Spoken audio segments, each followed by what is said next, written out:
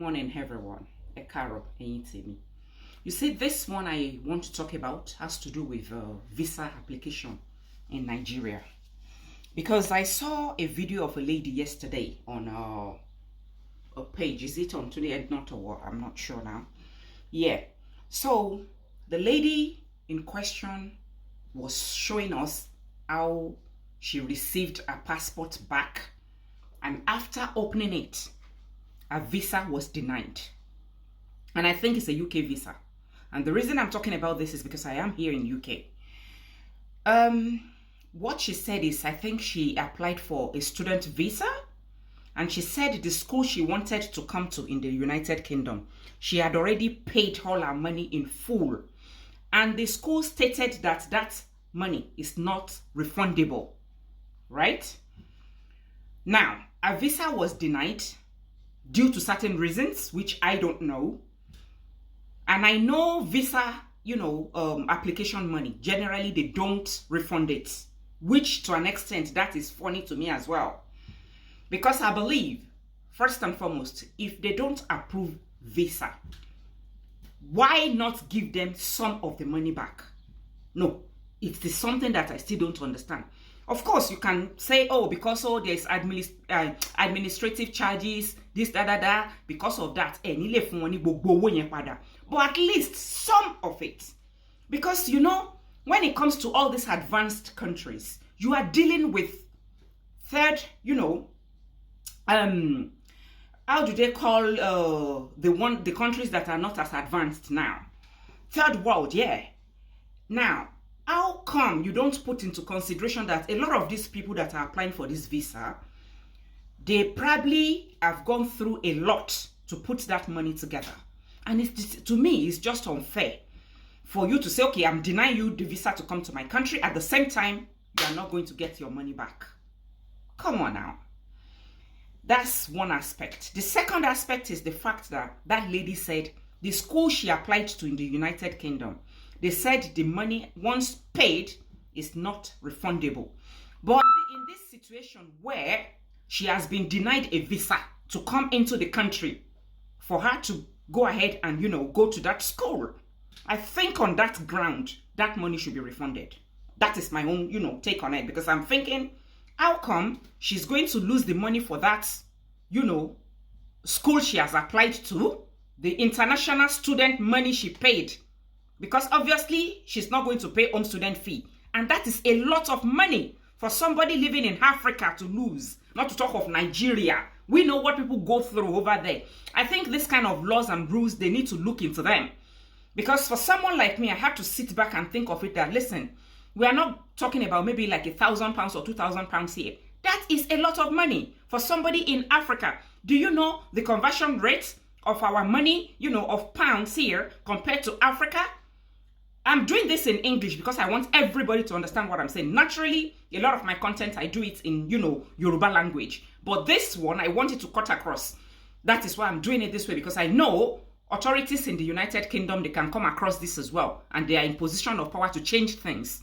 So how come somebody will pay, living in Africa, you pay for, a school abroad, saying, okay, I want to leave Nigeria where I'm based to come over there and go to your maybe university or wherever to study. But it should be on the condition that they get the visa. Now that visa is denied. They can't come in because they don't have the visa.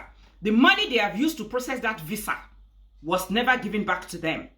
At the same time, the money they have paid for that uni is not refunded.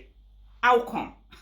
To me, I think that is a little bit too harsh and unfair. Yes, let's be realistic. It is a bit too harsh and unfair. If for anything, the visa application money, certain percentage can be refunded. I'm not saying refund everything in full, because obviously you must have gone through, administrative work and all that to get to the level where you actually call the person for interview or whatever. And I think in most cases, there should be like a clause saying, okay, if for any reason we find out that you are lying in your application about anything, maybe in that case, you will be denied, and at the same time, your money will not be refunded altogether. But in some cases, it's not about people lying. That's why, I mean, that's not the reason why you deny the application. In some cases, they may say, oh, you don't have substantial reason. The reason you are giving us is not enough for us to actually approve this application. In that sense, I believe you can say, you know what, we are not giving you on this occasion. That doesn't mean we are not going to ever give it to you.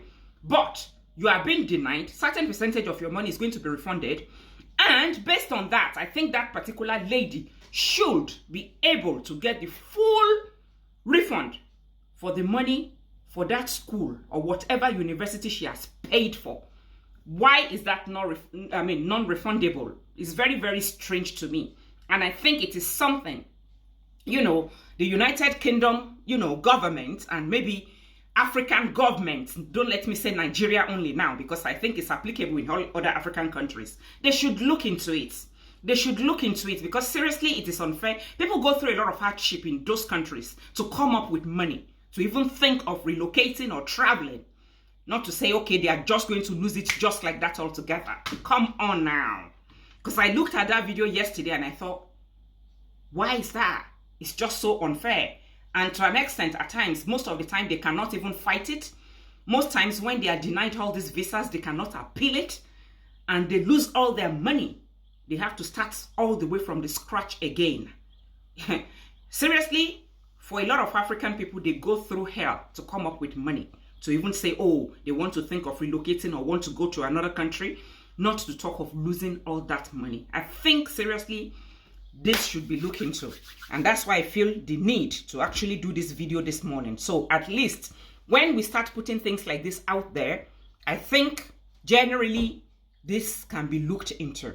Yes, in the corridor of power with the authorities that are in position to change things, because to an extent, it's not fair. And we that we live in this country, we know when we are treated unfairly, we don't just keep quiet and take it. We've been trained to come and talk, speak out whenever you feel you are getting, unfair treatment, or somebody is trying to cheat you, or somebody that feels they are, in position of power, they are trying to oppress you. We've been trained never to keep quiet for such. It's never allowed here in this country. And that's the whole purpose. So anyway, I hope to an extent this will get somewhere where the change can, come in. So my name forever remains Yetunde Green. Thank you all for listening. Bye for now.